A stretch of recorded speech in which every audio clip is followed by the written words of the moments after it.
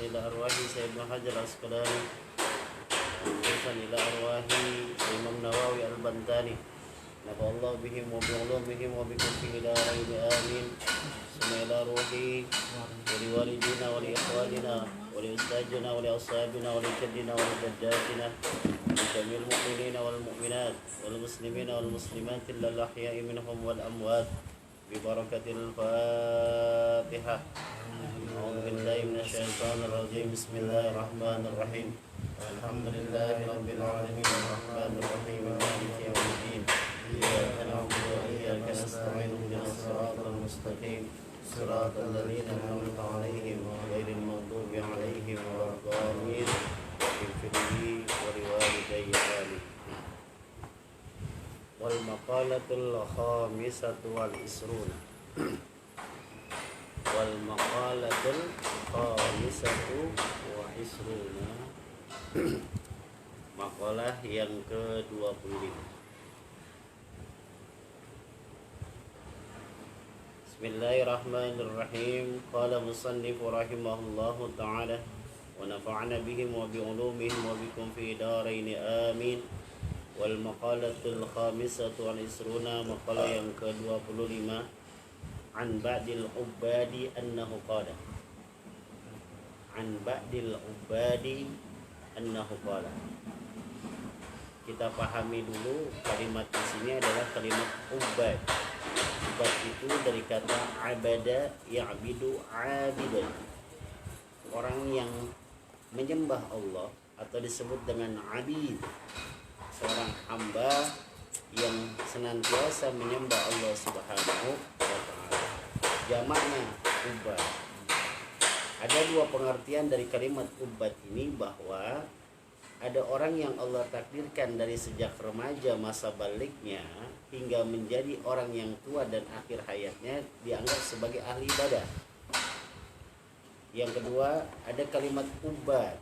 Ada orang yang masa remajanya dulu pernah maksiat kepada Allah, masa remajanya pernah jauh dari Allah. Misal, dia pernah mabok, dia pernah meninggalkan sholat, dia pernah meninggalkan puasa Ramadan, dia intinya pernah berbuat maksiat. Itu kalimat ubad. Makanya ada sebagian ahli ibadah, kalau bahasa halusnya, ada sebagian orang yang dulu pernah bermaksiat kepada Allah, al-ubad, lalu dia bertaubat kepada Allah Subhanahu wa ta'ala. Qala, berkata fil munajati, dalam doanya. Yuk, kita bisa berpikir bahwa kita pernah maksiat sama Allah, kita pernah nakal di hadapan Allah, kita pernah bersembunyi dalam hati-hati orang-orang yang naudzubillah ya mungkin akan dimurkai sama Allah Subhanahu wa ta'ala. Apa doanya orang yang pernah melakukan maksiat kepada Allah? Ilahi, wahai Tuhanku, ilahi, ya Allah, tulul amali gharrani, panjang angan-angan, panjang lamunan, suka menghayal, gharrani, telah menipu aku. Hati-hati. Orang yang panjang angan-angan, banyak keinginannya, itu biasanya akan menjauhkan diri daripada Allah Subhanahu wa ta'ala. Dan senangnya cuma main-main, senangnya happy ending, senangnya poya-poya. Makanya kalimat ini dijelaskan di dalam Al-Quran oleh Allah Subhanahu wa ta'ala, yang diterangkan oleh Allah dalam surah ke-15 Al-Hijr ayat ketiga. Kata Allah, zarhum ya'kulu wa yatamatta'u wa yulhihimul amalu fasawfa ya'lamun. Zarhum, tinggalkan mereka. Kalau antum pernah misal mabok, lantas berteman lagi dengan orang mabuk, antum tidak meninggalkan mereka, antum akan jadi pemabuk lagi. Kita pernah berbuat maksiat sama Allah dengan judi, lantas jarhum, tidak ditinggalkan mereka, selalu bergaul sama mereka, antum akan berjudi lagi. Maka kalau sudah bertaubat kepada Allah, jarhum, tinggalin, kata Allah, tinggalkan mereka. Karena salah satu syarat taubat adalah satu, menyesal, kedua dia berbanyak istighfar, yang ketiga membenahi kehidupan yang dulu pernah dia lalaikan di hadapan Allah, Yang keempat, syarat ini jarang diucapkan oleh para ulama, bahkan ditambahkan saat ini oleh orang-orang ulama kontemporer dengan mengatakan tinggalkan mereka. Siapa yang ditinggalin? Teman-teman yang menjuruskan kepada kemaksiatan kepada Allah Subhanahu wa taala. Contoh, si A tukang mabok, pengen taubat. Satu hari dia ada keinginan diuji sama Allah. Lantas temennya jemput lagi, nyamper lagi. Kira-kira jadi minum lagi apa kagak? Jadi. Karena kalimatnya jarhum, kata Allah tinggalin. Jangan bergaul lagi. Walaupun antum dibilang sombong, walaupun antum dibilang soalim, yang penting jarhum, tinggalkan. Kenapa? Ya kulu, mereka cuma maunya makan-makan doang. Ini yang harus kita perhatikan. Kalau di bulan Ramadan ada orang yang mengajak reunian buka bersama. Kumpul dari sebelum maghrib, misal jam 5 kumpul di kedai makan ini. Mereka kumpul-kumpul, siapkan makanan, yang bikin lalai ya kunut. Mereka cuma makan-makan tapi sholat maghribnya lalai. Bahkan ada yang meninggalkan sholat isya-nya, bahkan ada yang tidak melaksanakan tarawihnya. Wa yatamatta'u, mereka pengennya senang-senang mulu. Mereka maunya senang. Disuruh sholat, ogah. Disuruh puasa, ngapain puasa? Bikin lapar perut. Disuruh baca Quran. Maka maaf, kalau antum suka senang-senang main HP itu senang, main game itu senang. Tapi kesenangan itu jangan sampai melalaikan kita kepada Allah Subhanahu wa taala. Wa yulhihimul amal. Sering kalau ngobrol-ngobrol itu sering menghayal. Nih, kalau ente punya keuntungan 1 miliar, ente bakal jadi gini, jadi begini. Omongannya itu selalu begitu. Karena orang-orang yang selalu senang-senang ngomongnya selalu ngaco. Ngomong tapi besoknya lagi ditanya lupa. Fasaufa ya'lamun. Kalimat terakhirnya kata Allah fasaufa ya'lamun. Jangan begitu. Besok aneh kasih tahu ada apa dengan ente. Maka ada seorang hamba yang bertaubat, Ilahi wahai Tuhanku tulul amali gharrani. Panjang angan-angan telah menipuku selama ini. Saya pengen jadi orang kaya, kadang-kadang lupa dengan sholatnya. Saya pengen jadi orang kaya, kerja mulu dari pagi sampai sore sampai malam, tapi lupa dengan ibadah. Fasaufa ya'lamun. Ente jangan begitu, besok aneh kasih tahu ente.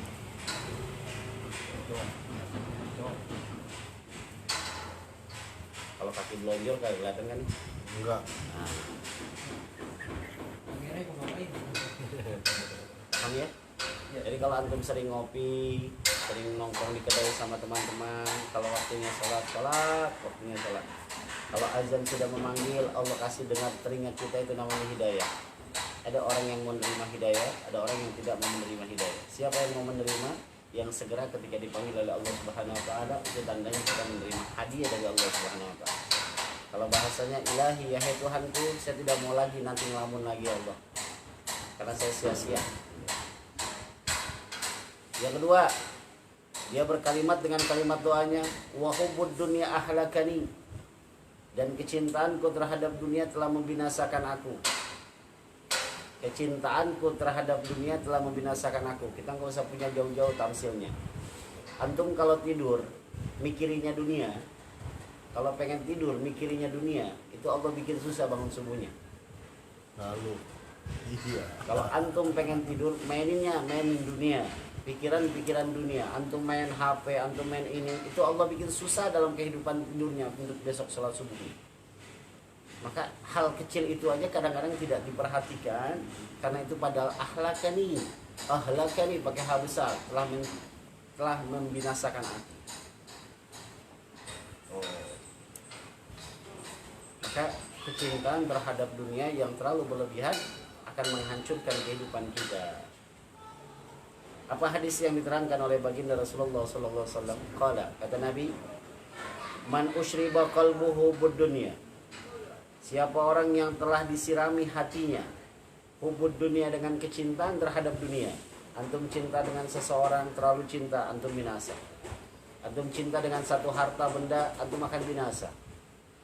Maka kata Nabi, siapa orang yang telah disirami, diliputi hatinya dengan cinta dunia, al-tato minha bisalasi saqain, maka dia akan diliputi dengan 3 kebinasaan. Binasa kita cinta sama dunia. gara-gara cewek kadang-kadang kita kagak ngaji lagi. Ya. Hati-hati, gara-garanya nari-nari nafkah akhirnya lupa dengan ibadah. Berarti kita nggak boleh cinta dunia, Ustaz. Bukan. Wabtaghi fi ma atakallah daral akhirat wa la tansa nasibaka minad dunya. Carilah kebutuhan kamu untuk akhirat dan jangan lupa bagian kamu di dunia. Orang terbaik itu adalah menjadikan dunia sebagai kendaraan menuju akhirat. Itu orang terbaik. Antum jualan, jadikan jualan itu sebagai menuju akhirat. Antum bekerja, jadikan kerja itu sebagai tujuan akhirat. Antum mengajar, jadikan tujuan ngajar itu akhirat. Itu orang hebat tuh namanya.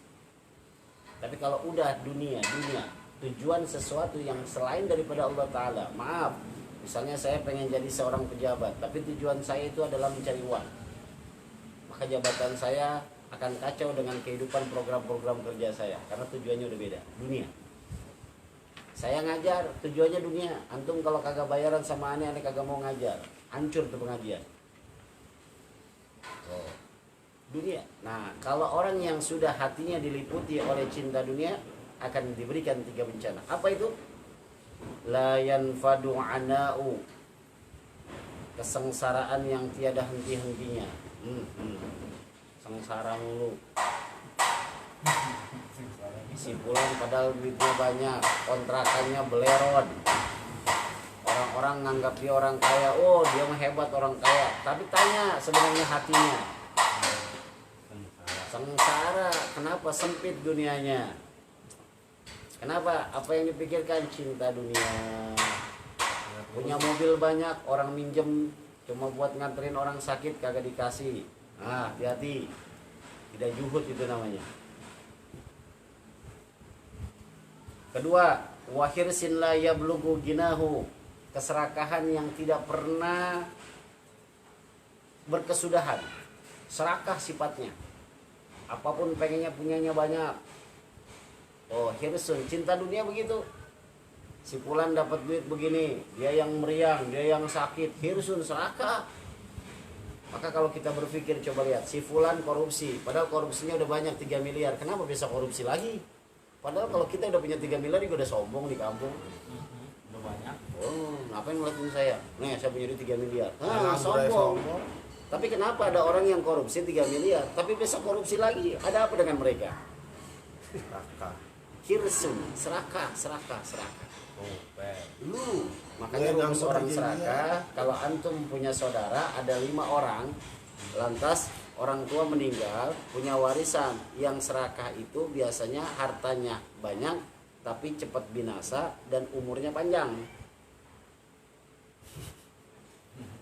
Antum punya saudara 5, orang tua meninggalin warisan. Ada di antara saudara 5 itu satunya serakah. Memang hartanya banyak saat itu, tapi cepat habis dan umurnya panjang. Siapa yang umurnya panjang? Orangnya yang umurnya panjang. Kenapa? Dibikin susah dulu oleh Allah Subhanahu wa taala. Maka wahirsun, jangan serakah.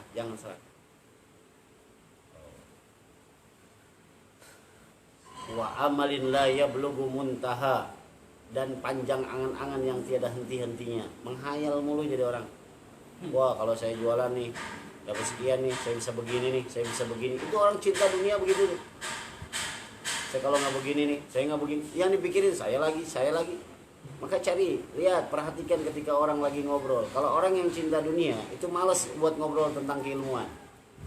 Yang dia pikirin, tong sini tong, saya ngajak ngobrol nih, kontrakan gua elok kontrakan gua. Kemarin gua baru ngeluar duit 100 juta, baru naruh diceritain. Oh, padahal dia kagak naruh, kagak punya duit.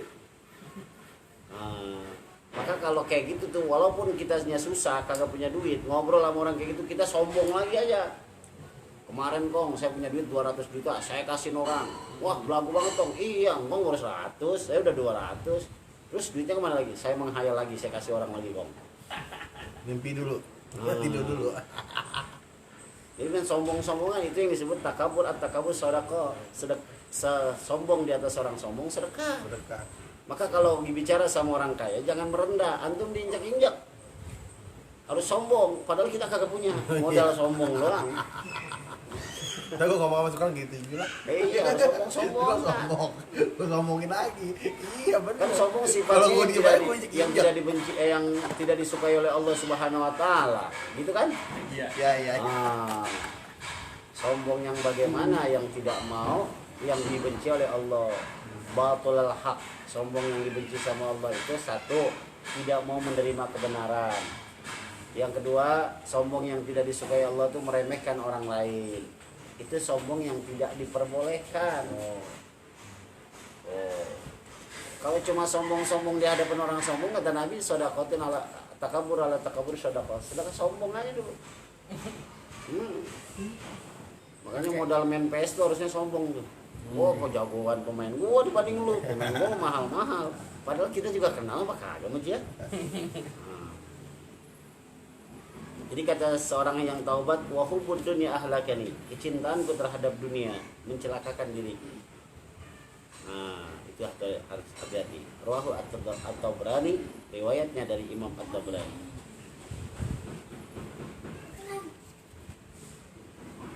Tiga. Apa doanya lagi? Wa syaitanu adallani. Ya Allah, setan ini telah menyesatkan diriku. Adallani, telah menyelewengkan aku. Yang tadinya aku harus sholat, karena aku cinta sama dunia aku lupa sholat. Yang tadinya aku suka puasa Ramadan, karena aku cinta sama dunia aku tidak puasa Ramadan. Yang tadinya aku harus baca Quran, karena aku cinta pada dunia, HP misalnya, HP aku lupa dengan baca Quran. Hati-hati. Adallani. Dan yang kedua, setan itu bukannya makhluk. Asyaitan itu adalah sifat. Lihat kalimat surah Al-Baqarah. Fa'azallahum asyaitan. Dan Nabi Adam telah digelincirkan oleh syaitan. Sebab karakter manusia di antara sifat malaikat ada juga sifat setan.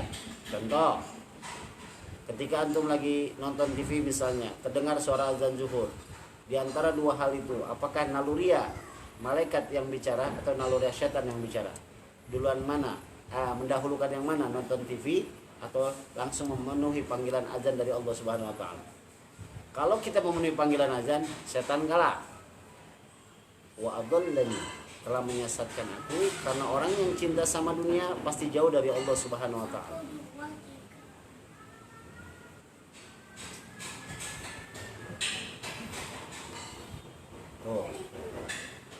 Jadi kalau kita susah dekat dengan Allah, kalau kita jauh dari Al-Quran, tanya, ya Allah, ada apa di hati saya? Ada apa di hati saya?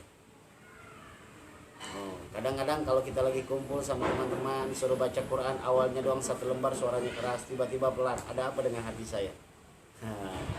Sama ketika saya habis maksiat kepada Allah, lantas saya baca Quran, kadang-kadang suara saya nggak mau keluar. Ya Allah, maafkan saya ya Allah, saya lalai ya Allah. Jadi kalau kita ada satu kesalahan di hati, Allah langsung tegur, dan bersyukur kita langsung dihadapkan oleh Allah Subhanahu wa taala di dunia. Yang kita khawatirin, ada orang yang asik-asik di dunia, tapi di akhirat udah dinanti oleh api nerakanya Allah Subhanahu wa taala. Wa adallani, dan setan telah menyesatkan aku. Berarti nggak boleh ngapa-ngapain Ustaz? Bukan. Silakan melakukan sesuatu, tapi jangan lupa dari Allah dan jangan terlalu cinta sama dunia. Maka kalau lagi ngobrol-ngobrol, saya ketemu guru-guru saya, kadang-kadang saya suka nanya sama guru saya, Abi atau Kiai, kenapa murid-murid dulu pinter-pinter Kiai, kalau murid-murid sekarang susah banget diajarin. Kadang-kadang ngelawan sama gurunya, nauzubillah, terdengar berita ada murid gebugin guru, kan nauzubillah gitu kan, akhlaknya kemana gitu. Nah, yang disalahkan bukan muridnya, tapi lihat dulu siapa gurunya. Tapi siapa dulu? Gurunya. Kalau saya waktu dulu, ketika saya masuk bulan Ramadan, libur sekolah, lantas masuk setelah hari Idul Fitri, guru-guru saya masuk ke kelas. Yang pertama ditanya sama guru saya, siapa yang khatam Quran 1 kali, siapa yang khatam Quran 2 kali, siapa yang khatam Quran sampai batasnya 3 kali. Dikasih uang sama kiai itu. Guru sekarang jarang yang nanya kayak gitu. Kenapa? Sebab guru sekarang juga jarang yang menghatamkan Quran di bulan Ramadan. Ya kan? Ya, wasyaitanu adallani, setan telah menyesatkan aku ya Allah. Ada lagi, wan nafsul ammarati bisu, dan nafsu ammarah yang mengajak aku pada bisu, perbuatan buruk. Ada nafsu lawamah, ada nafsu ammarah, ada nafsu mutmainnah. Nafsu ammarah, keinginan melakukan maksiat. Lawamah, apresiasi daripada keinginan. Misal habis nongkrong di kedai oji, pulang ada mangga kok ngaji, enak nih dicolong. Itu ammarah namanya, enak tuh dicolong, ammarah. Malam-malam bener dia ngajak temennya, dia bawa karung, disenggetin tuh mangga, lawamah namanya. Nah, keinginan kita berbuat maksiat itu dari nafsu ammarah. Misal salat, Allahu Akbar, Allahu Akbar, salat gak ya? Ntar aja kali ya. Ammarah tuh ada di surah Yusuf. Nafsu ammarah, kisah tentang Nabi Allah Yusuf diceritakan. Ada keinginan berbuat maksiat Nabi Allah Yusuf alaihissalam ketika digoda oleh salah seorang putri raja, bukan Siti Juleho namanya, sebab di Al-Quran kagak ada yang namanya Juleho. Nah, digoda sama salah satu istrinya daripada raja Mesir, dan keinginan daripada Nabi Yusuf alaihissalam ada. Walaqad hammat bihi wa hamma biha laula an ra burhana rabbi. Dan sungguh Yusuf pun ingin melakukan itu. Jikalau tidak ada pertolongan Allah, burhan, pertolongan Allah, niscaya Nabi Yusuf akan melakukan bersetubuh dengan si salah satu putri daripada istrinya rajanya Mesir. Sehingga ketika didekati dan ketika diajakin oleh salah satu istrinya raja Mesir, Nabi Allah Yusuf mengatakan, ana inni akhafullah. Sesungguhnya inni akhafullah, sesungguhnya aku takut kepada Allah. Berlarilah Nabi Allah Yusuf, berbalik badan, laula an ra'a burhan rabbi. Kalau bukan pertolongan Allah, niscaya Nabi Allah Yusuf pun melakukan. Karena sudah dekat antara si Nabi Allah Yusuf dengan salah satu wanita, Nabi Yusuf berbalik, ditariklah itu tangan di bajunya Nabi Allah Yusuf. Makanya robeknya dari bagian belakang. Yang diucapkan oleh Nabi Allah Yusuf adalah inni akhafullah. Itu. Sekarang kita nih nafsunya sama wanita di dalam kamar berduaan, ceweknya cakep, wangi, diajakin kira-kira apa yang kita ucapin? Ini kapan lagi? Ayo. Ini kapan lagi? Lagi lu pel ya. Pel. Nah, apa yang keinginan itu? Ammarah. Makanya banyak orang yang berlindung dari api neraka. Allahumma inni na'udzubika minal jahannam wa na'udzubika min adzabil qabri. Kenapa kita enggak berlindung? Allahumma inna na'udzubika min nafsi ammarah wa nafsi lawwamah. Dua nafsu ini bagian daripada ujian yang ada dalam dirinya seorang manusia. Nah, ada nafsu-nafsu yang diridai sama Allah, mutmainnah namanya. Ya ayyatuhan nafsul mutmainnah, irjila rabbika radiyatan mardiyah. Mana orang sholat nafsu, Allahu Akbar, Allahu Akbar. Hei mutmainnah, ayo bergerak. Ada puasa Ramadan, ada yang girang nih. Wah, Ramadan asik, alhamdulillah ya Allah, terima kasih telah menyampaikan aku pada Ramadan. Ada orang yang kagak ada keinginan buat Ramadan. Ramadan lagi puasa, udah lapar saya. Tompel tuh kelakuannya tuh. Belum Ramadan aja udah minta lebaran, kan aneh. Bukron dong baju lebaran gue. Jadi Ramadannya kagak, yang penting punya Baju lebaran. Tompel itu. amal. Lanjut. Wan nafsul ammarah bisu'i anil haqqi, dan menjauhkan aku dari kebenaran. Ini yang dibilang sombong nih. Nafsu itu anil haqqi, ngaji yuk, nggak mau ah. Dinasehatin, siapa sih lu? Lu kayak orang alim aja, lu kayak orang benar nasihatin. Itu orang-orang sombong tuh. Setiap keinginan yang membenarkan sesuatu yang salah dan menyalahkan sesuatu yang benar, antum sombong dibilangnya. Makanya kenapa iblis laknatullah ini diberikan sebagai titel laknatullah? Karena kesombongannya. Makanya ketika Allah nanya dalam surah Al-A'raf, ma mana'aka alla an tasjuda ij amartu. Hai iblis, apa yang menghalangi kamu tidak mau mentaati perintahku untuk sujud kepada Nabi Allah Adam alaihissalam? Jawaban iblis, qala ana khairun minhu khalaqtani min nar wa adam min tin. Hai ya Allah, saya ini lebih hebat dibanding dia. Saya dari api, ilmu saya tinggi, saya beribadah kepada kamu 600 tahun, itu anak baru bocah. Bocah dari tanah lagi. Kebenaran dari Allah ditolak, sombong. itu berdasarkan daripada nafsunya amarah, sehingga amarah itu bisa dimasuki daripada sifat syaitan. Mana'tani, yang senggah mencegah aku daripada berbuat baik. Pengen sedekah berat aja, jangan sedekah terus ente habis. Hati-hati itu, setan itu. Jangan sholat, terus juga sholat bisa jam 1, johor mah gak asal, selama. Setan itu, mana'tani, ada apa dengan hati kita? Sama, saya juga merasakan itu. Artinya bahwa ketika lagi rajin banget. Tapi ketika malas, ada sesuatu yang kita pernah perbuat. Apa diantaranya? Dosa yang kita tidak sadari. Maka kalau antum dalam kondisi malas, istighfar. Astagfirullahaladzim, ya Allah, kenapa saya malas ya Allah? Kalau tahajud, astagfirullahaladzim, ya Allah, kenapa saya nggak tahajud malam ini ya Allah? Astagfirullahaladzim, kenapa saya nggak cinta lagi sama Al-Quran ya Allah? Gitu tuh. Makanya Nabi memerintahkan kita. Bahkan Allah pun bilang, wabil asyharin yastaghfirun, ayo perbanyak istighfar di waktu sebelum subuh. Kenapa? Kalau ente dosanya udah habis, dosanya sudah tidak ada, aku ampuni semua. Apapun yang ingin anda minta kepada saya akan berikan semuanya. Iya. Makanya para wali Allah, para orang-orang alim jarang minta sama Allah. Sebab kalau udah minta, Allah gak bakalan nolak. Pernah guru tarekat saya, doanya itu pernah saya pengen contek, tapi suaranya nggak pernah. Saya ngaji, doanya suaranya pelan. Saya sholat di belakang beliau, doanya pelan. Suatu hari saya nanya, Kiai, Budir boleh nanya? Mau nanya apa? Kenapa Kiai selama ini saya dengar doanya pelan? Emang takut dicontek Pak Kiai? Sebab kalau saya tuh udah dengar doa, sekali dengar tuh, Kiai, saya hafal banget. Kiai saya baca doa nih.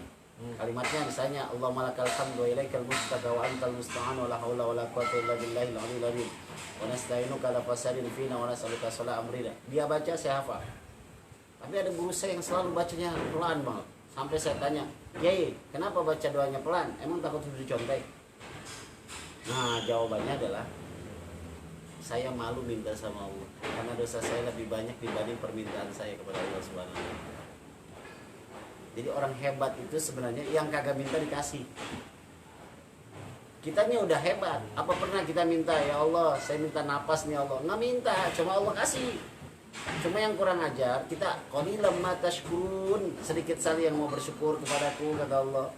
Wifi tiap bulan bayar, napas tiap hari tidak terhenti-hentinya, nggak pernah minta bayaran oleh Allah Subhanahu wa taala. Mata kita kedip, satu kali kedip itu bernilai triliunan daripada virus-virus yang akan masuk. Coba dah satu hari nggak usah kedip, melotot aja dah. Nggak bisa. Paling orang nanya, lu kesurupan Tong? Yang melotot aja? Iya, melotot aja. Ya lu mau melotot aja, pel gue pada lari, pel lagi nongkrong gue.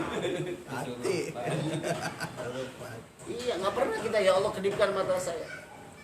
Makanya kalau bisa berdialoglah dengan, karena saya pernah kisahkan kepada teman-teman bahwa kenapa orang-orang cerdas itu sering menyendiri.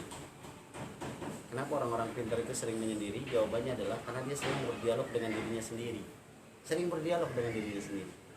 Ya Allah, kenapa saya seperti ini? Untuk apa saya dihidupkan ya Allah? Apa tujuan saya hidup? Dia berdialog dengan dirinya sendiri. Makanya hidupnya penuh makna.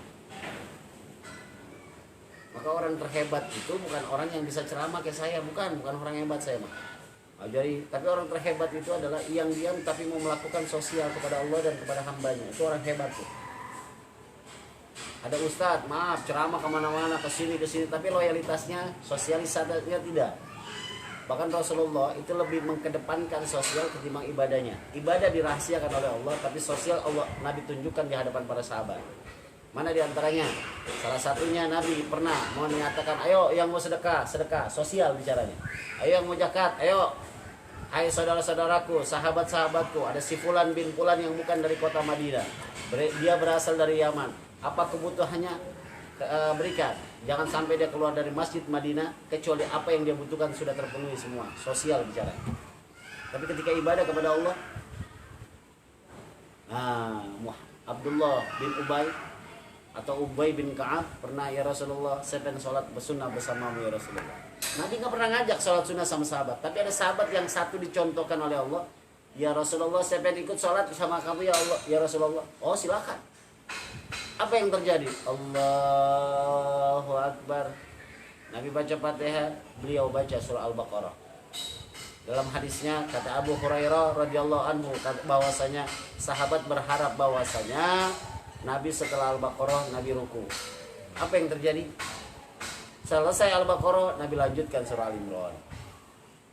Aku berharap habis surah Al-Imran Nabi ruku. Habis selesai surah Al-Imran 200 ayat, Allah ya karim, dia lanjutkan dengan surah An-Nisa. Assalamualaikum warahmatullahi wabarakatuh. Assalamualaikum warahmatullahi. Ya Rasul, saya pulang ya, lama banget sholatnya ya. Oh, Nabi. Ibadah rahasia, tapi sosial Nabi tampakkan. Ayo sahabatku besok mau perang, ayo ya siapa yang mau sedekah, siapa yang mau sedekah, sosial. Jadi apresiasi dari sosialnya seseorang adalah bukti kebenaran, bukti adalah kehusuan dalam ibadah. Makanya sekali lagi kalimat sholat selalu berkesinambungan dengan kalimat zakat. Aqimus sholat wa atuz zakat. Jadi kalau antum sering sholat tapi sifatnya masih ragu kepada sedekahnya di hadapan Allah, ada yang salah dari sholat kita. Ada yang salah dari sholat kita. Ayo siapa yang berani nyumbang sedekah 1 juta? Nggak ada yang berani. Bayarin HP aneh ya. Apple nih, baru beli 2 hari. Berani gak bayarin 2 juta? Oh ya, saya aja yang bayarin. Kenapa berani? Aduh, ini ada yang salah di hati kita sebenarnya, ada yang salah. Siapa yang menyesatkan? Manak tadi, setan. Ada orang ditanya, kenapa antum gak sholat di masjid berjamaah? Saya malu, kalau saya dibilang, setan ente. Jadi kalau melakukan kebaikan tapi merasa malu, itu setan. Kenapa antum kagak mau baca Quran, megang Quran begini, jangan dimasukin ke tas. Oh, saya malu bawa Quran. Setan. Jadi ada yang salah sebenarnya dalam diri kita. Pertanyaannya, kita manusia atau setan?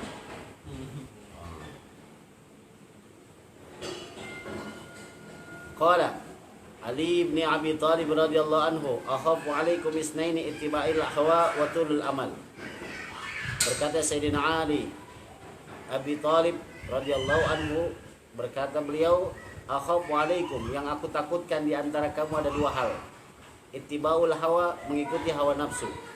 Wa tulul amal, dan panjang angan-angan.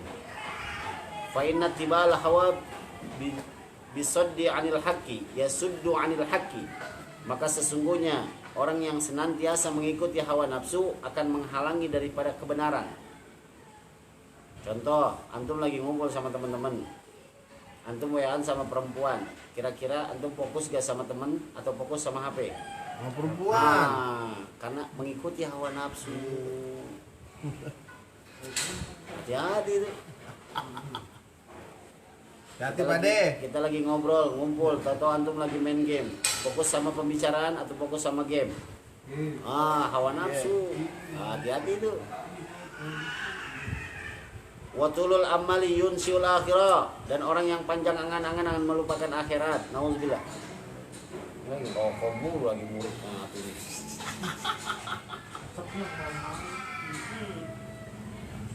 Wa yunsiul akhirah, orang yang panjang angan-angan, banyak menghayal. Ini anak muda sekarang begitu tuh.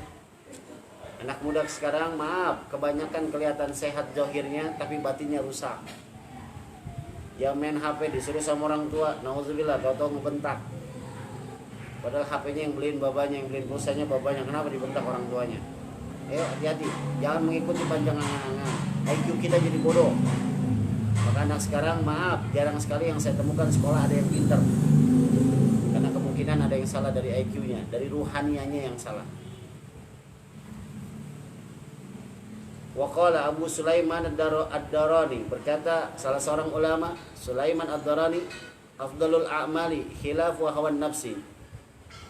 Perbuatan yang paling afdal, perbuatan yang paling utama adalah melawan hawa nafsu. Besok kita puasa Ramadan, kita ngelawan hawa nafsu. Biasanya sholat subuh, selesai sholat subuh kita ngopi, kita ngerokok, indah banget. Ya 1 bulan libur ya, habis sholat subuh tidur aja ya, gitu kan?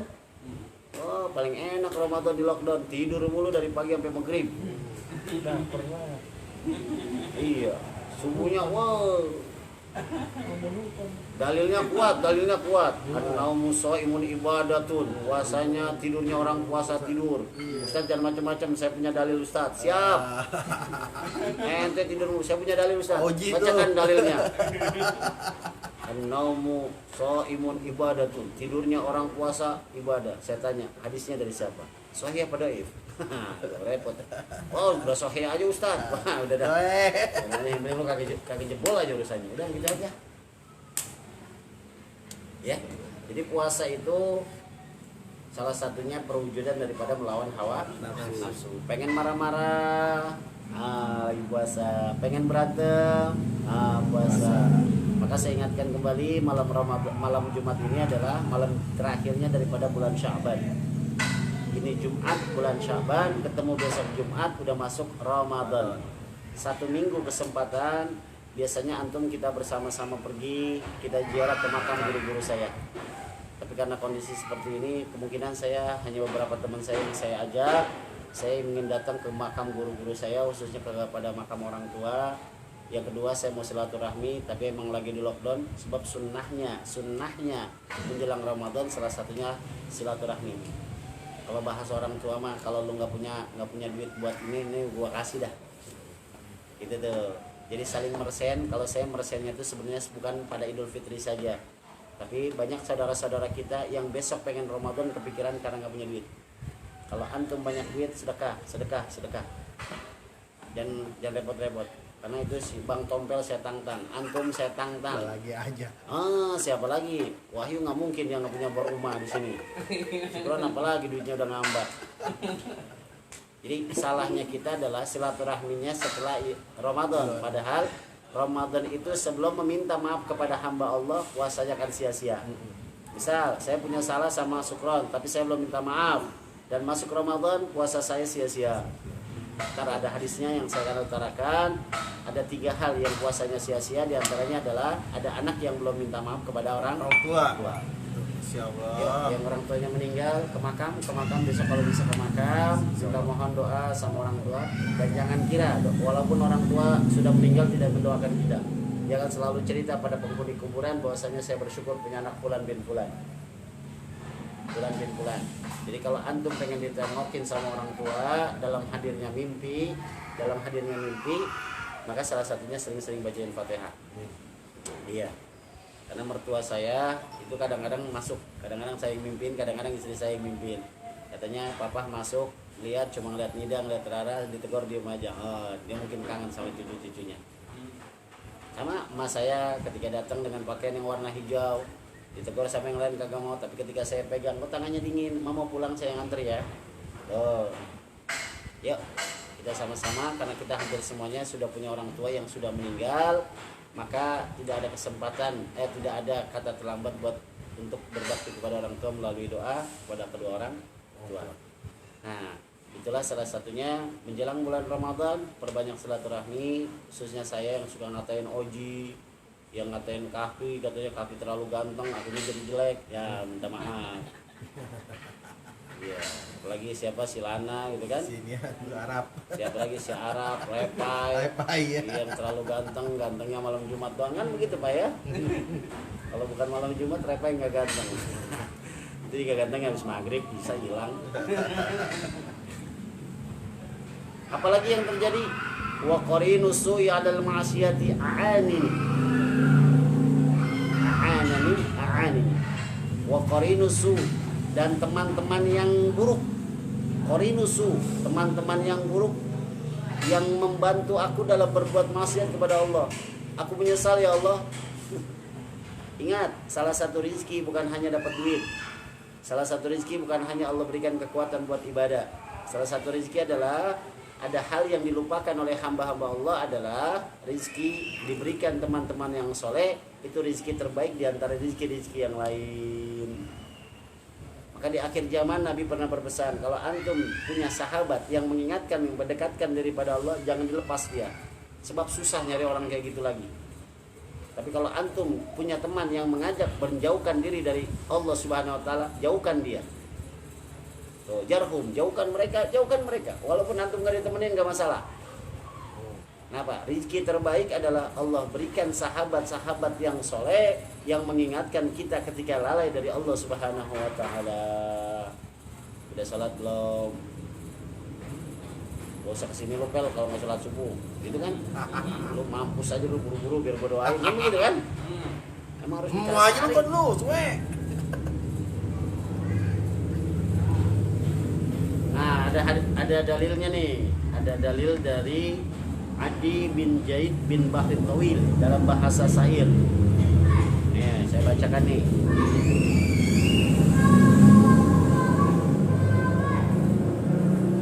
Anil mar'i la tas'al wasal an qarini.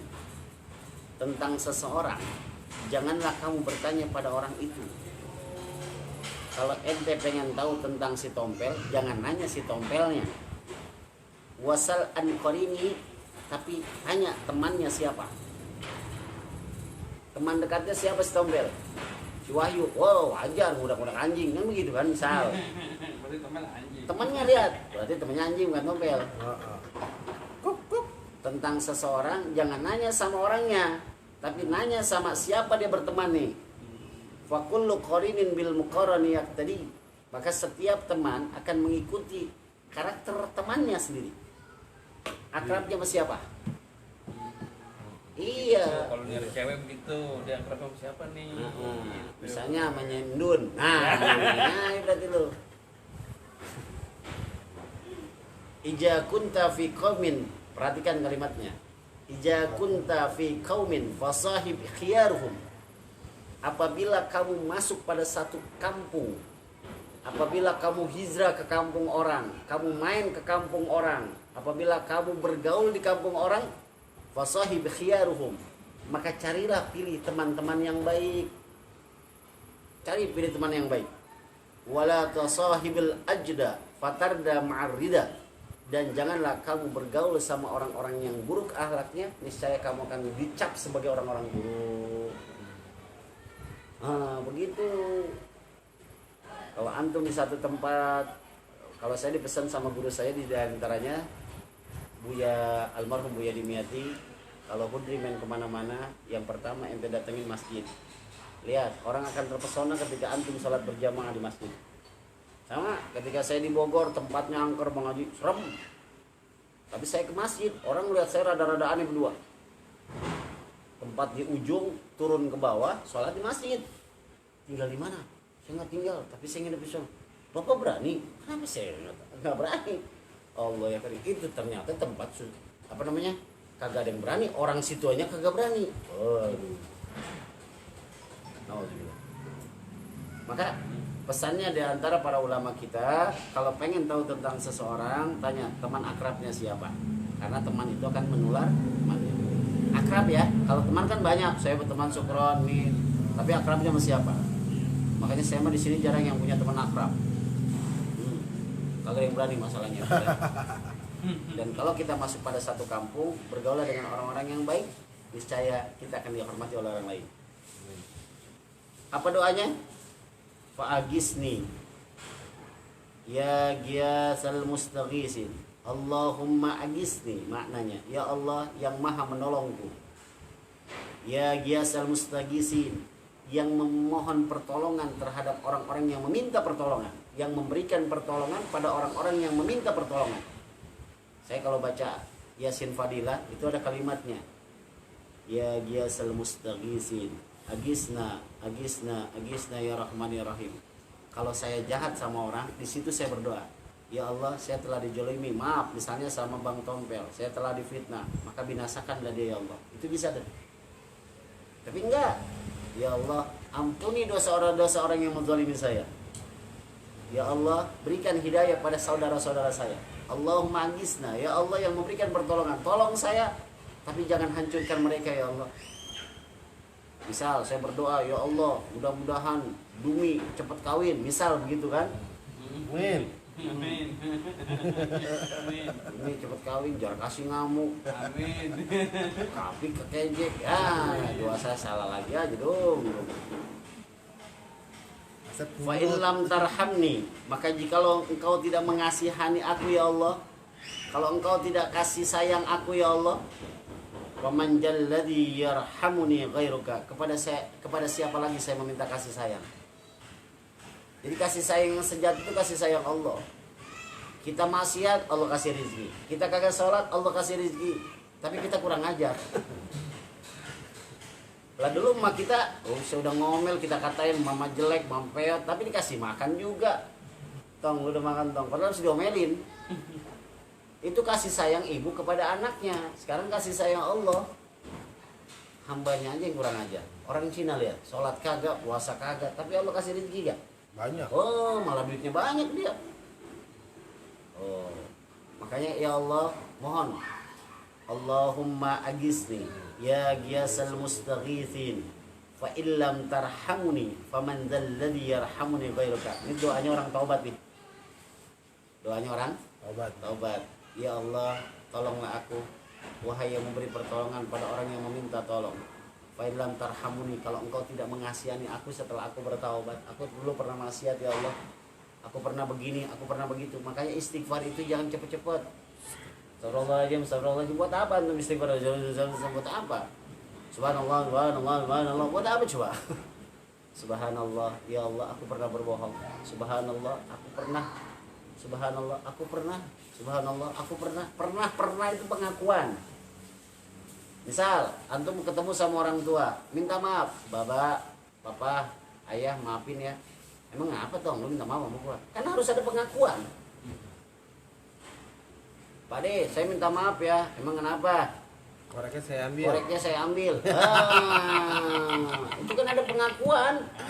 Ada. Kenapa sama manusia ada pengakuan, sama Allah enggak? Astagfirullahaladzim, ya Allah ampuni saya pernah. Itu orang terhebat. Maka tidak semua orang yang dilihat ahli maksiat dan dilihat oleh Allah belum tentu dia orang ahli neraka. Ada orang yang dicap masuk neraka oleh manusia tapi di mata Allah belum tentu. Maka kita tidak boleh mengklaim seseorang yang berbuat maksiat. Kalau ada saudara kita melakukan itu, katakan ya Allah berikan hidayah kepada dia ya Allah. Kita kan kagak bisa mabok mulut tuh anak, mampus aja lu biar tarik jemuran, jemur sumur. Banyak banget, malah yang dosa kita jemur sumur. Doa kita salah. Kalau ngelihat saudara kita, apalagi ponakan kita, anak encang-encing kita, gitu kan? Ya Allah, tuh anak encing saya, tong, semoga Allah ngasih daya tong ya, biar lo ngaji ya. Kenapa? Sebab Allah lebih dekat dengan ahli maksiat ketimbang orang ahli ibadah. Saya ulangi kalimatnya. Karena Allah lebih dekat kepada orang ahli maksiat ketimbang orang ahli ibadah. Kenapa demikian?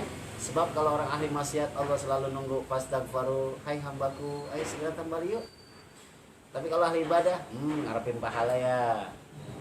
Dilihat sama Allah, tapi dari jauh. Tapi kalau orang yang maksiat, fastaghfaru, ayo kembali kepada saya, pulang yuk, pulang.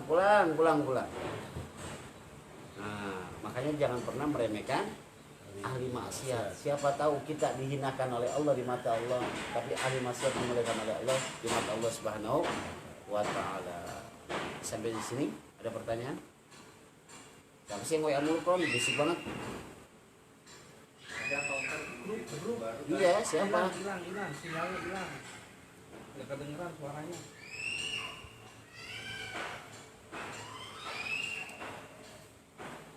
Ya, ada pertanyaan gitu.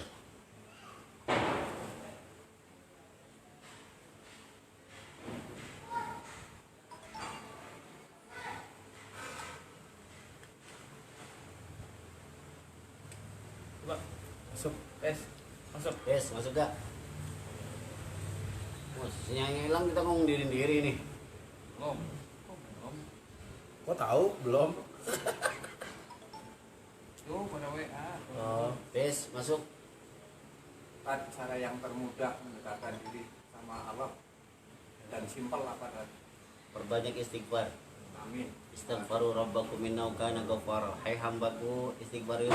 Makanya di surah yang ke-51 Az-Zariyat dalam ayat yang ke-56, wabil asharihum yastaghfirun. Kalau ente merasa punya dosa, bangun sebelum subuh, perbanyak istighfar. Allah nggak nuntut apa-apa istighfar, tapi istighfarnya mengaku pade. Astagfirullahaladzim, ada pengakuan. Sama seperti tompel minta maaf sama pade. Pade, saya minta maaf. Kenapa emang pel? Saya nyolong korek. Itu pengakuan namanya. Pade, Sama. maafin nggak Pade? Dengan Allah, astagfirullahaladzim, ya Allah, saya minta maaf. Emang kenapa ente hambaku? Saya pernah lalai dalam sholat. Astagfirullahaladzim, saya pernah begini, saya pernah begitu. Istighfarnya tuh. Disebutkan Kesalahan-kesalahannya. Iya. Sebab nanti di padang mahsyar Allah juga nanya. Antum hakadha bidzanbika? Apakah kamu merasa melakukan dosa ini? Ya Allah. Nah, tapi kan kamu di dunia udah ngakuin, saya maafin ya. Jadi salahnya orang, maaf, salahnya kadang-kadang salah Ustadz sering menerangkan, ayo perbanyak istighfar, tapi tata cara istighfarnya Nabi nggak dikasih tahu. Nah, salah satunya istighfar cara Nabi memerintahkan kepada umatnya untuk mengakui kesalahan dengan kalimat istighfar. Astagfirullahaladzim, ya Allah, saya pernah lalai sholat. Astagfirullahaladzim, saya pernah ngelawan orang tua. Jadi ada pengakuan. Jadi cara yang simple untuk bertaubat, istighfaru rabbakum innahu kana ghaffara. Suaranya ada gak kon? Masuk gak? Kon? bilang lagi Tes.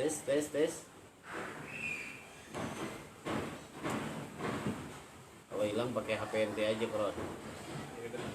Iya, kalau pakai HP yang hilang pakai suara HP ente aja. Ente tes dulu, kedengeran nggak? Jadi mic-nya dinyalain situnya.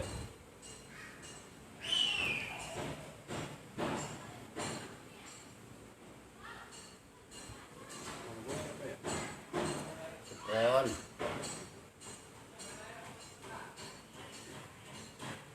tes denger udah denger nggak tes.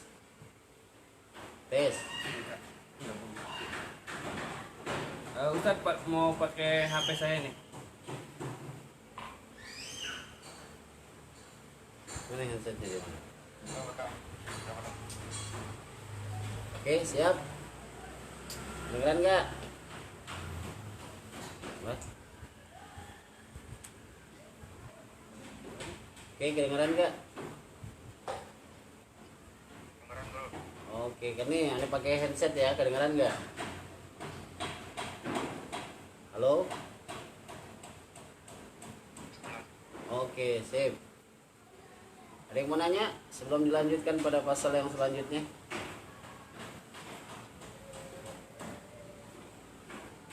Kalau kita punya utang, tapi utang waktu para judi misalnya.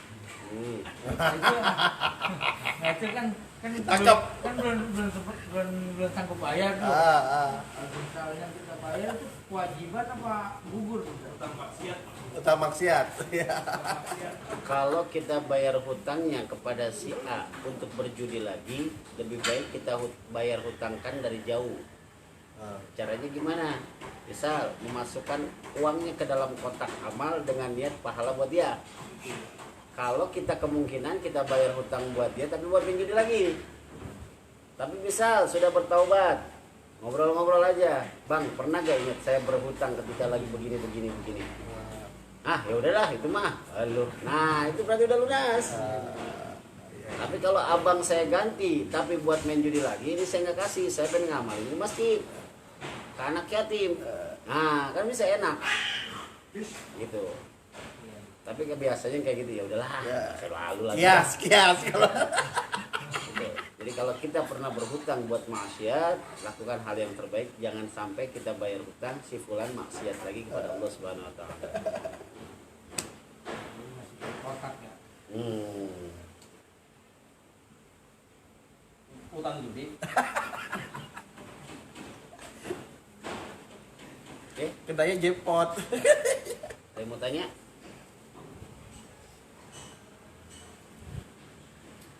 Halo, saya mau tanya. Bilang aja Ustadz pakai HP saya gitu. Nggak pakai. Ya, saya pakai HP Supron ya. HP saya kayaknya nggak ada suaranya nih.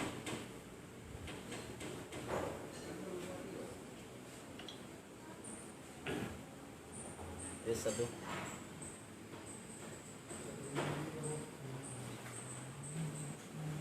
Nggak kencang suaranya. Deh, Kita lanjutin aja ya di pasal yang selanjutnya. Maka saya udah ngantuk ini.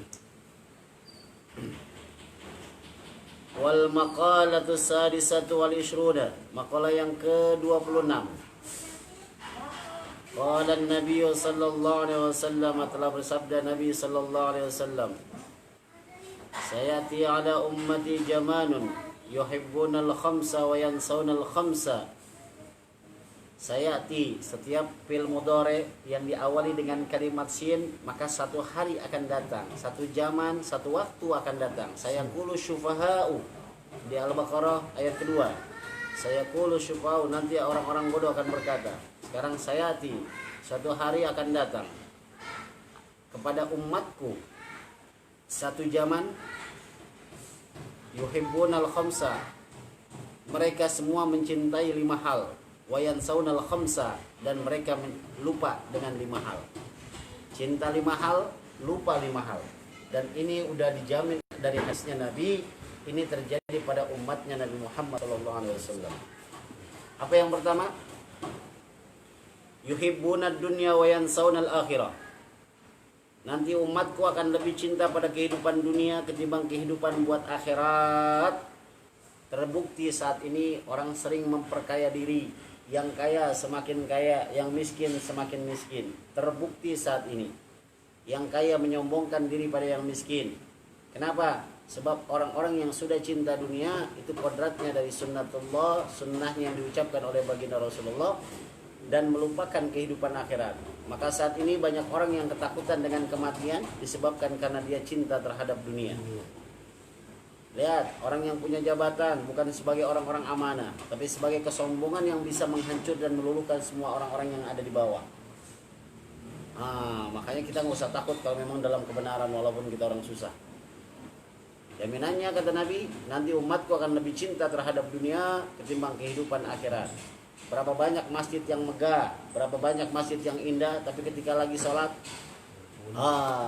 paling berapa saf, kecuali Jumat dan Idul Fitri dan Idul Adha. 5 orang. Ladang surga sudah dijauhkan nanti. Orang-orang cinta sama dunia, itu bahaya, itu bahaya. Makanya kalimatnya alhaqumut takasur hatta jurtumul maqabir. Hai orang-orang yang sering membangga-banggakan hartanya, yang sering ngumpulin harta-hartanya, hati-hati antum. Wa yuhibbunal hayata wa yansawnal mauta. Nanti umatku juga akan cinta, lebih cinta kehidupan ketimbang mengingat kematian. Hidupnya maunya poya-poya, glamoria, shopping kiri, shopping kanan, merasa bangga dengan harta-hartanya, merasa bangga dengan barang-barang yang mahalnya. Hati-hati antum. Lihat, sudah terbukti zaman sekarang ada motor keluaran baru, ayo bondong-bondong beli keluaran baru. Ya kan? Sekarang ada NMAX, besok ada lagi PCX, ada lagi, semuanya program-program yuhibbunal hayata. Tapi ketika hari kurban, tidak ada yang berlomba-lomba memperbanyak hewan kurban. Padahal itu buat kendaraannya nanti ketika kita menyeberangi jembatan Shiratul Mustaqim. Toh, motor bisa kredit, kenapa kurban tidak bisa kredit? Maka kalau ada yang nanya sama saya, Ustadz, bolehkah kita minjam uang buat beli hewan kurban? Boleh, hukumnya sah. Emang kenapa? Ente beli motor sampai 27 juta aja ngutang kok boleh? Kenapa kambing 3,5 juta nggak boleh ngutang? Boleh itu. Jadi kalau Sukron pengen ngutang sama tompel, nah boleh. Tapi potong tompelnya, bukan kambingnya.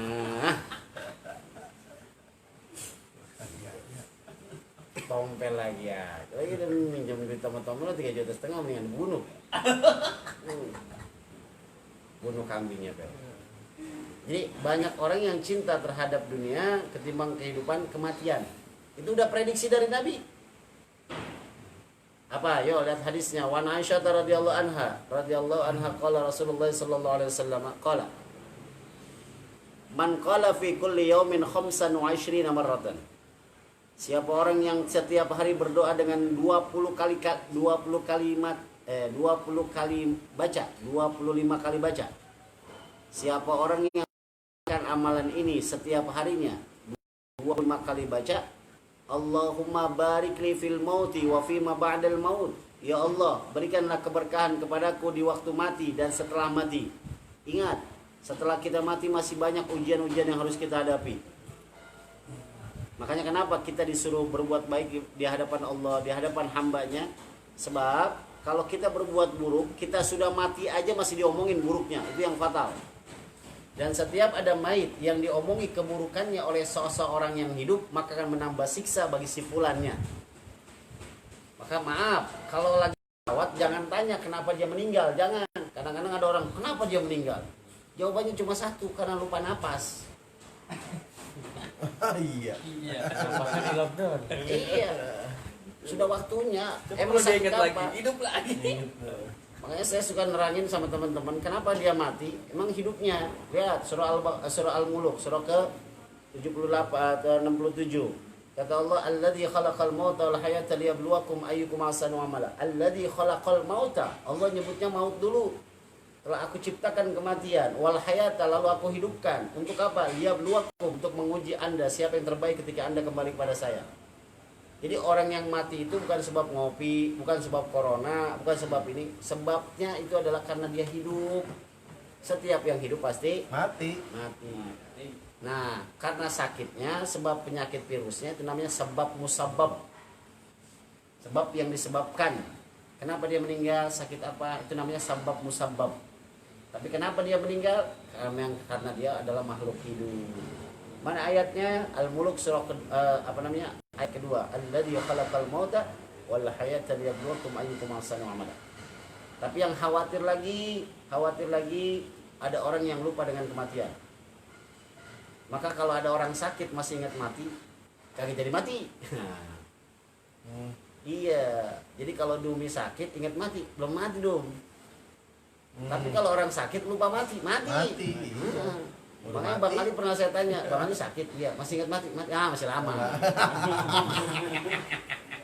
Iya, besok kalau begitu kalau Ayu sakit, masih mati yuk, kasih yuk, udah masih lama. Udah, nggak usah berobat, sakit aja udah. Oh, kali kagak ada orangnya. Oh, Iya, nggak iya. ada. Oh, kalau ada orang seru nih. Iya. Iya, dia lagi bingung dia.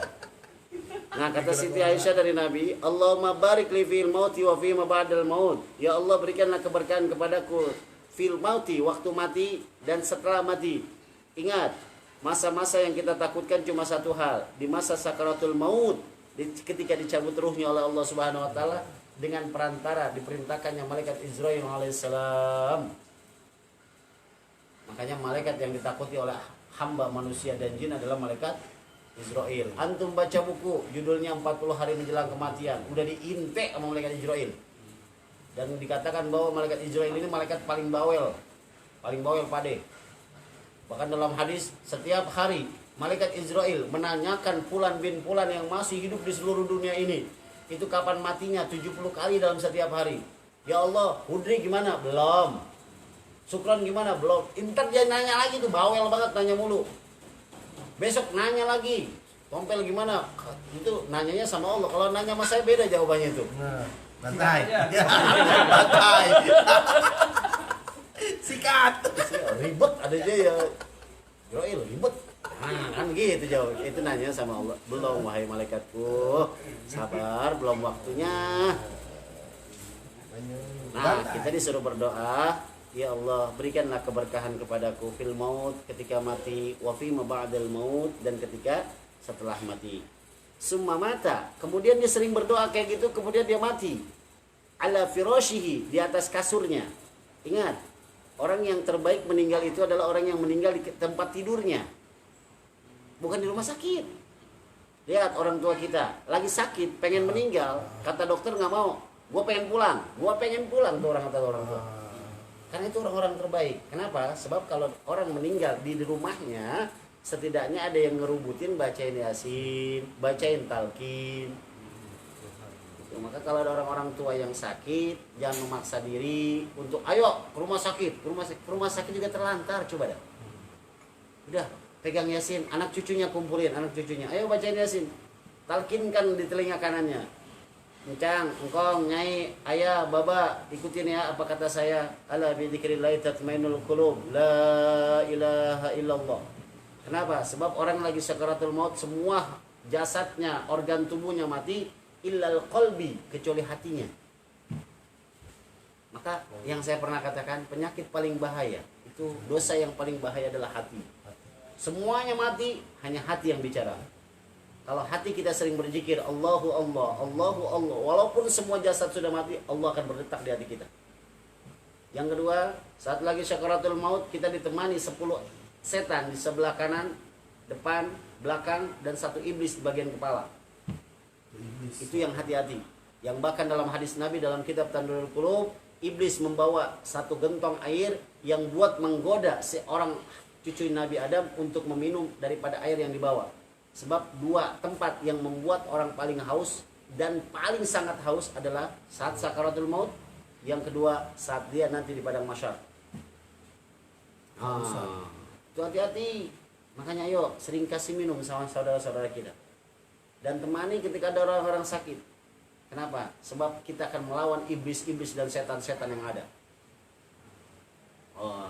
Ntar suatu saat kita akan ngebahas tentang hari kematian. Dan kita akan ngalamin semuanya. Tapi tenang Pel, ente mau punya orang dalam kan Pel? Dia mau kan. Summa mata ala firashi, kemudian dia mati di atas tempat tidurnya. Atahullahu ajran syahidin, maka Allah akan berikan dia sebagai titel pahala orang-orang yang mati syahid. Yuk, saya punya saran, kalau antum sholat baik sendiri maupun sholat jamaah, setelah imam baca doa, kita punya doa khusus buat diri kita, keluarga kita, dan orang-orang terdekat kita. Saya baca doa sebagai imam itu secara menyeluruh. Misal, Allahumma ighfir lana junubana kullaha wa kafir 'anna sayyi'atina wa tawaffana ma'al abrar. Ya Allah, ampuni dosa jamaah-jamaah saya yang saat ini ada. Dosanya angkat semua ya Allah. Wa kafir 'anna sayyi'atina, hapuskan kesalahannya. Yang kedua, Allahumma ighfir lana junubana wa liwalidina. Ya Allah, kalau sudah saya diampuni, orang tua saya juga saya ampunin. Sebab saya nggak bakal bisa diampunin kalau bukan orang tua saya diampunin. Saya punya deklarasi sama Tuhan. Kenapa saya pakai doa ini yang selalu saya buka dengan pembacaan doa setelah sholat? Sebab ketika antum nanti baca doa khusus, mudah-mudahan jembatan ini sama-sama satu jalur.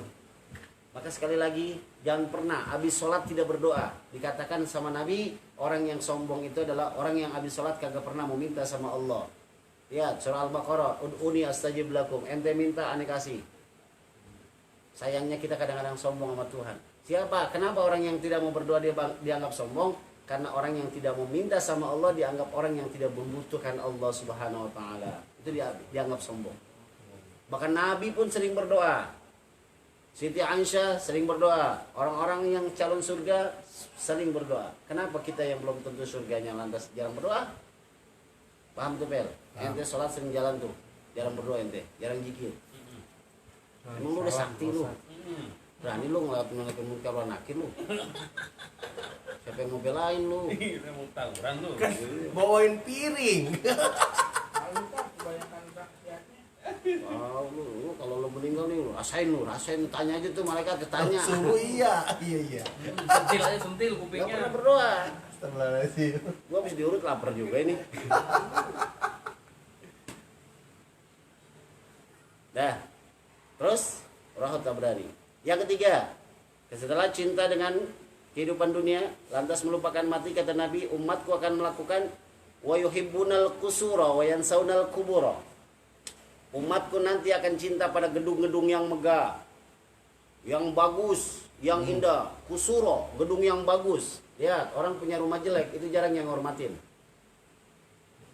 Ustadz sih rumahnya jelek banget. Wah, Pintunya kebalik. pintu aja terbalik, jarok bunyi.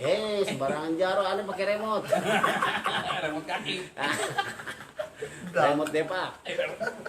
Ya Allah, kok bisa begitu ya? Kenapa? Sebab orang memandang kemuliaan, kekayaan seseorang itu menjadi standar kemuliaan. Padahal salah. Salah. Maaf, buktinya orang yang punya kontrakan sama yang ngontrak itu lebih pemurah yang ngontrak dibanding yang punya kontrakan. Gua kalau ceramah pakai mic gua kencengin nih bahasa kayak gini. Cakep. Pelit tuh. Iya, gua kencengin dong kali. Siapa yang ngulangin lagi nih? Orang yang punya kontrakan sama yang ngontrak itu pemurahan yang ngontrak. Ya kan? Terbukti. Lu lagi ngomongin Pel ngapa? Lu ngomongin kontrakan. Lu ngontrak gak? Pelit Orang tua.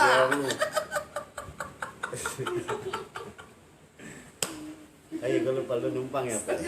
Gue numpang. Kan diusir lu gak punya rumah Pel. Iya. Jadi nemenin Wahyu. Wa yuhibbunal qusura, orang akan cinta dengan gedung-gedung yang megah, wa yansaunal kubura, dan lupa dengan kuburan. Oh, hati-hati. Makanya kenapa kita disuruh berziarah ke makam, ke kuburan? Sebab orang yang sering berziarah itu lebih ingat kepada kematian. Bahkan Nabi ngajarin kalau antum depan pintu makam, ucapkan kalimat assalamualaikum ya ahlad diyar wa inna insyaallah minal lahikun. Salam sejahtera untukmu wahai penduduk kuburan. Insya Allah satu hari saya akan menyusul diri engkau ya wahai ahli kuburan. Apa yang terjadi? Diceritakan oleh para sahabat kalau ada seorang anak yang ingin menuju pada makam orang tuanya, itu encang-encingnya manggil, no anak lu nyampe, no anak lu pengen nengokin. Ada encang-encingnya, Hudri kesini, Hudri. Alhamdulillah kuping saya nggak dikasih dengar hal-hal kayak gitu. Lari lah.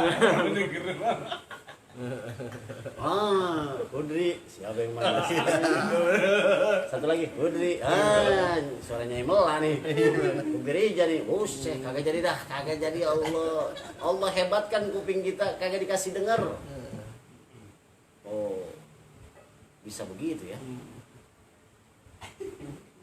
Wayang saunal kubur. Terbukti sekarang, lihat Ramadan, pengen Ramadan, kuburan baru rame. Idul Fitri baru rame. Ngapain kemarin? Nabi nyuruhnya sunnah berziarah hari Kamis ba'da asar sampai hari Jumat sebelum beduk maghrib. Berarti sebelum hari malam Sabtu. Sunnahnya di situ. Bahkan saya pernah ada di Jawa. Salah satunya saya pernah di Jawa Timur. Itu ziarahnya malam hari, ya Pak ya. Ya, Jawa itu paling senang yang namanya makam. Dan makam Jawa dengan di kampung kita beda. Lah di hutan jati kita ziarah sendirian malam-malam habis kita disangka setan. Pakai sorban putih, baju gamis, setan kelayaban. Bukan, gua malaikat, gua pengen cabut-cabutin pada yang main begini. Kuburan. Kuburan. Terbukti sekarang, Pel. Kita rumah kita jelek, Allah ya karim dihina kita. Tapi kata Nabi, Apalagi numpang. baiti jannati, rumahku adalah surgaku, istanaku, surgaku yang di dalamnya sering salat sunat tahajud, yang di dalamnya sering baca Quran. Nah, ente rumah mewah, gerah banget walaupun ada AC. Kompe rumahnya gerah, ada anjingnya, Bang. Gak ada rumah, orang Lah itu numpang. yang ternak tuyul di mana namanya? Pagarnya. Dulu kompel. Sekarang ada patung itunya. Ya, Eko lagi aja. Ya, nambahin aja, Pel. Gua punya judul. Wayan sonal kuburo. Yuk, ingat kubur yuk. Di antaranya mana? Yuk ke makam. Ke makam. Ingat tompel juga ingat kuda. Sangka lu minyak keben lu. Apa Pak De? Sunnahnya ziarah Sunahnya Kamis itu. ketika asar. Tapi kalau kayak saya pribadi kan sekali-sekali pulang itu kan waktunya Nggak tentu. Nggak tentu. Itu gimana? Sunnah itu kan sesuatu yang boleh dilakukan, mendapat pahala ketika dilakukan, dan ketika ditinggalkan tidak bermasalah. Kalau memang kondisinya pas kebetulan pada hari Kamis atau malam Jumat atau hari Jumat, maka kesunahannya itu dapat. Misal saya pengen sholat Jumat, sunnahnya pakai minyak wangi. Saya kan nggak punya minyak wangi, artinya saya kagak pakai, gitu kan? Sholat Jumatnya saya, tapi kesunahan yang satunya pahalanya saya nggak dapet. Gitu, sunnahnya doang. Tapi kalau ziarah silakan. Tapi sunnahnya yang dianjurkan hari Kamis pada asar sampai hari malam Sabtu sebelum maghrib. Kenapa demikian? Ibnu Qayyim al-Jauzi dalam kitab Ar-Ruh dikatakan bahwa setiap malam Jumat dikasih dispensasi bagi orang-orang beriman untuk nengokin para keluarganya yang masih hidup. Tuh, kalau kita datang duluan sebelum dia datang ke rumah, dia cerita deh tuh, asik, anak saya datang. Bahkan ketika kita jalan di kuburan dikasih tahu, hai fulan, bangun, ayo anak kamu datang lah. Senang banget saya kalau punya anak kamu, kagak pernah lupa.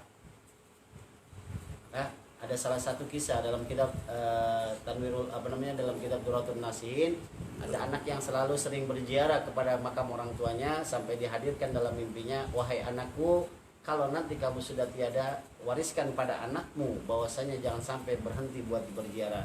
Wahai kenapa ibuku? Sebab pahalaku menjadi nikmat di dalam kubur dan Allah menjanjikan saya surganya Allah Subhanahu wa taala. Nah, kalau Pade dari orang-orang kampung misal sampai di sana di kampung berangkat hari Sabtu dari sini Jakarta sampai hari Minggu. Ya walaupun ziarah juga hari Minggu nggak masalah, cuma tidak dapat sunnahnya. Itu doang kok dalilnya. Ya lanjut yuk. Wayan saunal kubur. Yuk dilanjutin, pengertian juhud sudah dibahas. Yang terakhir, wa yuhibbunal khalqa wa yansaunal khaliqa. Nanti umatku akan cinta kepada makhluk ketimbang cinta pada Allah Subhanahu. Makhluk ini semuanya kulluman 'alaiha fan. Makanya saya kalau baca surah Ar-Rahman itu ketika kalimat kulluman 'alaiha fan wa yabqa wajhu rabbika dzul jalali wal ikram. Semuanya itu makhluk kecuali Allah. Dan kata Nabi, nanti umatku akan cinta kepada makhluk ketimbang kepada pencipta. Mana terbukti HP lebih antum cintai ketimbang dekat dengan Allah. Wanita lebih antum cintai ketimbang dekat dengan Allah. Artis menjadi idola. Oh, saya mah kalau ngeliat artis tuh, pokoknya jangan kedip aja. Max Pandu, sukron. Saya suka apaan? Artis sukron. Enggak, lu ngapain? Kan idola. Pakai spanduk. Yang jelas Lu sendirian tuh ya. Sendiri. Lu lagi benar. Nah, pesan terakhir dari Nabi dengan kalimat wa yuhibbunal khalqa wa yansaunal khaliqa. Lihat baris ketiga dari atas. Wa marra sallallahu alaihi wasallam bi majlisin qad ista'ala al-khadahaka. Satu hari Nabi lagi jalan-jalan, lantas menemui satu majlis yang sedang tertawa-tawa. Faqala, majlis itu tempat ngaji, tempat nongkrong, tempat duduk, namanya majlis, jalisun jalasa, tempat duduk. Subu mujalisakum bimukaddiril lazzati. Kata Nabi, campurilah majlis-majlis kamu dengan sesuatu yang menghilangkan kenikmatan-kenikmatan dunia. Qalu ya Rasulullah, ma mukaddirul lazzati? Ya Rasulullah, apa yang dimaksud dengan mukaddirul lazzati yang menghilangkan kenikmatan-kenikmatan dunia? Qala al-mautu, ingatkan pada kematian. Maka kalau kita ngobrol, bagusnya tentang kematian. Kenapa? Semakin kita mendengarkan kalimat mati, itu semakin dekat dengan Allah Subhanahu wa taala. Maka saya maaf, kadang-kadang suka, ayo baca Quran. Ayo antum sudah tua, kita semua sudah tua. Tidak ada modal dan tidak ada karcis buat bawa besok masuk surga. Karcis apa yang kita bawa? Antum pengen ke Jawa, orang pasti nanya, naik apa antum? Ya kan? Quran, kemarin ke Brebes naik apa? Bis. Berarti kan antum beli karcis bis. Pel naik apa pel? Misal naik onta, berarti kan karcis onta kalau tompel. Ragunan. Ragunan kan jalan kaki. Bisa jadi. Jadi naik Nah, onta dia. kita nih Ragunan. pengen masuk ke dalam surga, pengen selamat dari siksa kubur. Karcis apa yang kita bawa? Makanya saya selalu menyarankan, ayo karcis Quran, karcis sholat, sholatnya jamaah lagi Allah. Karcis apa lagi? Bang Haji tuh yang pergi haji udah punya karcis haji tuh. Karcis umroh punya karcis kita banyak. Kita punya ATM kan nggak satu kan? Iya. ATM ada BRI, ada BCA, walaupun kagak ada duitnya yang penting punya kartunya gitu loh. Walaupun kita nggak jarang ngebaca Al-Quran, yang penting punya ATM Quran gitu. ATM Quran nih pel, ATM sholat nih Quran. Walaupun isinya ya kadang-kadang ya ada 100.000, sama sholat juga ada ATM-nya. Ini akan menjadi karcis kita. Nah, kita dengan ngaji ini sering-sering mengingatkan pada kematian. Mudah-mudahan dengan mengingatkan kepada kematian yang sudah-sudahlah. Allah Maha Pengampun. Yang penting syaratnya satu, jangan ngulangin, selesai. Oke, sampai di sini ada pertanyaan? Kenapa Wahyu? Banyak yang lihat. Mau lihat Ustaz ini Bang Dumu tompel nggak jelas. Komen ya. Oke, ada pertanyaan? Pulang ziarah tadi tak. Apa? Mas Eko. Ziarah tadi tak. Kenapa? Kalau kita berdoanya di depan pintu gerbang ziarah gimana? Atau kita kalau satu syaratnya tak? Mas Eko, di samping Mas Eko ada rumah Pak D, di samping rumah Pak D ada rumah Bang Mursali, di samping rumah Mas Eko sebelah kiri kanannya dari sini adalah rumah Mas Mustaqim. Saya pengen ke rumah Mas Eko, saya cuma berdirinya di gerbang masjid. Assalamualaikum, gitu kan? Nah, saya berdoa, berarti kan bukan Mas Eko doang yang assalamualaikumnya, buat Mas Mustaqim juga, buat Pak D juga, tidak ada secara khususnya. Semuanya, makanya disebut dengan kalimat assalamualaikum ya ahlad diyar. Tapi ketika kita sudah nyampe pada makam yang dituju, assalamualaikum, sebutin namanya, Mbak, Nyai, Nyai Mela, Mas saya. Jadi secara khusus sama ketika saya masuk ketika ke rumah Pak De, assalamualaikum Pak De. Tapi kalau saya teriak depan gerbang, assalamualaikum warahmatullahi wabarakatuh, pengumuman namanya. Ah, semuanya keluar. Ada apa, Tat? Enggak, cuma salam doang. Nah, Mas Eko kalau ke rumah Tompel, assalamualaikum ya ahla diyar Tompel. Kubur. Kubur.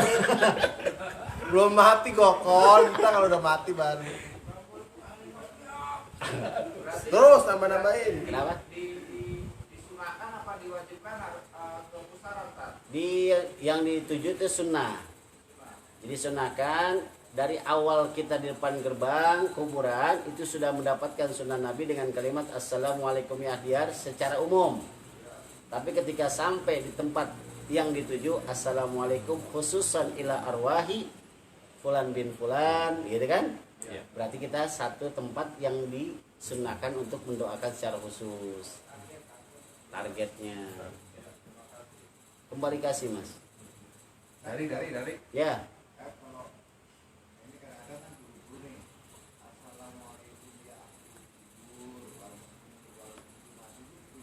Nggak masalah ditambahin, dikhususkan. Iya. Sebab ketika kita menggunakan juga kalimat assalamualaikum ya ahla diyar, yang non muslim tidak bisa jawab Pak De. Iya, ini kan makam muslim. Iya, walaupun kita datang ke makam yang secara umum ya, Iya. yang ada non muslim, ketika diucapkan assalamualaikum ya ahla diyar, mereka yang non muslim tidak bisa menjawab, hanya adanya penyesalan. Apalagi kita dengan khususkan bahwa minal muslimin wal muslimat. Nah, di situ tuh letaknya tuh ila hadratin Nabi Mustafa Muhammadin sallallahu alaihi wasallam Al-Fatihah. Itu sepanjang kita berjalan di makam, Fatihah kita, ulhu kita, bacaan kita itu buat secara umum buat si mayitnya para muslim dan muslimat. Iya, lebih luas. Sampai di tempat khusus ya. Yang lain kan udah saya bagi. Sekarang saya buat emak saya ya. Buat bapak saya ya. Yang lain jangan ya. Nah, makanya yuk khususkan, jangan sampai kita teriak doang. Misal, mas saya di Hutan Jati, saya pas lewat Hutan Jati, assalamualaikum ma warahmatullahi wabarakatuh. Ustadz gila tuh ya. Nah, Bapak gue di situ. Iya, cuma bapak. Besok. ya lu teriak aja. Tambah hari gue kalau lewat. Goodbye. Oke, ada pertanyaan lagi dari teman-teman? Yang online. Sampai ketemu lagi nanti ya. Kalau antum mau silaturahmi kabarin dulu. Kalau antum misalnya mau datang malam ini. Kadang-kadang saya lebih sering habis sholat isya di masjid. Terus kadang-kadang kalau saya pulang juga udah lelah, saya baca buku, saya baca Quran, kadang-kadang udah tidur. Ya. Oke, saya rasa saya tutup dan sampai ketemu lagi. Kalau ada sesuatu di WA saja. Dan jaga kesehatan, jangan lupa sholat subuhnya, sering-sering baca Quran. Sebab insya Allah setiap khatam Quran adalah mendoakan semoga antum senantiasa cinta dengan Al-Quran. Dan jangan pernah jauh dari Al-Quran, dan jangan pernah jauh daripada sholatnya berjamaah. Walaupun nggak bisa jamaah di masjid, tapi setidaknya bisa jamaah di rumah. Bila taufiq wal hidayah. Assalamualaikum warahmatullahi wabarakatuh.